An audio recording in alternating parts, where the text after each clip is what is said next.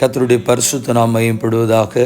10/9/2025 புதன்கிழமை, புதிய நாள், புதிய கால வேளைக்காய் கர்த்தரை நன்றியோடு துதிக்கிறேன், ஸ்தோத்திரிக்கிறேன். இந்த நாளுக்கான கர்த்தருடைய வார்த்தை ஆதியாகமம் 12ஆம் அதிகாரம் 3ஆம் வசனம். உன்னை ஆசீர்வதிக்கிறவர்களை ஆசீர்வதிப்பேன், உன்னை சபிக்கிறவனை சபிப்பேன். I bless those who bless you and whoever curses you I will curse. கர்த்தருடைய நாமம் மகிமைப்படுவதாக. இந்த காலவெளியில் இந்த வார்த்தைகளை ஒரு சில நிமிடங்கள் மாத்திரம் நாம் தியானிப்போம். ஆண்டவர் கர்த்தருக்கு ஆபிரகாமை ஆசீர்வதிப்பதற்கு ஒரே காரணம், ஆதியாகமம் 22ஆம் அதிகாரம் 18ஆம் வசனத்தில், நீ என் சொல்லுக்கு கீழ்ப்படிந்தபடினால் உன் சந்ததிக்குள் பூமியில் உள்ள சகல ஜாதிகளும் ஆசீர்வதிக்கப்படும். All nations on earth will be blessed because have obeyed me. கர்த்தருக்கு ஸ்தோத்திரம். நாமும் கீழ்ப்படிந்து தேவனுடைய ஆசீர்வாதங்களை பெற்றுக்கொள்வோம். அப்படி கீழ்ப்படியும் பொழுது ஆண்டவர் ஆதியாகமம் 28ஆம் அதிகாரம் 14ஆம் வசனத்தில் ஆபிரகாமை பார்த்து சொல்லுகிறார், உன் சந்ததி பூமியின் தூளை போல் இருக்கும். நீ மேற்கேயும் கிழக்கேயும் வடக்கேயும் தெற்கேயும் பரம்புவாய்.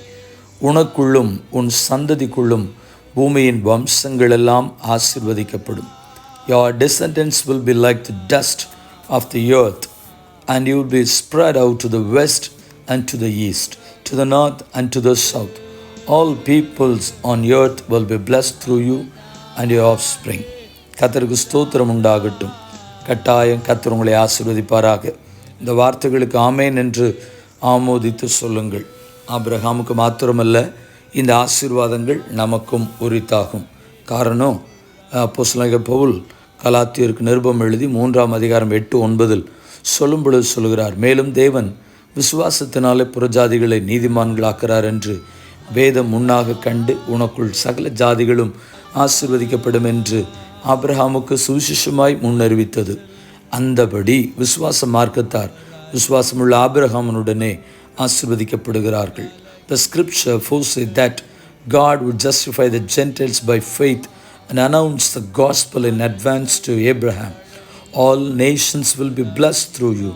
So those who have faith are blessed along the Abraham, the man of faith. கர்த்தருடைய நாமம் மகிமைப்படுவதாக. இந்த காலவேளையில் உங்களை ஆசீர்வதிக்க ஜெபிக்கிறேன். பரிசுத்தமுள்ள நல்ல தேவனே, இந்த காலவேளையில் ஜெபத்தினோடு இணைந்து செய்கிற சிறு பிள்ளைகள், வாலிபர்கள், பெரியவர்கள், பரிசுத்தவான்கள், நடுத்தர வயதில் ஒவ்வொருவரையும் பேர் பேராய் கர்த்தர் தனித்தனியாய் ஆசீர்வதித்து ஆபிரகாமுடைய ஆசீர்வாதங்களுக்கு பங்குள்ளவளாய் இவர்களை மாற்றி எங்களை யாரெல்லாம் ஆசீர்வதிக்கிறாளோ ஆசீர்வாதமாக இருக்க பிதா, குமாரன், பரிசுத்தாவின் நாமத்தில் ஜெபித்த ஜெபத்தை ஏறெடுக்கிறோம் நல்ல பிதாவே, ஆமென். வாழ்த்துக்களுடன் ஜெபம்.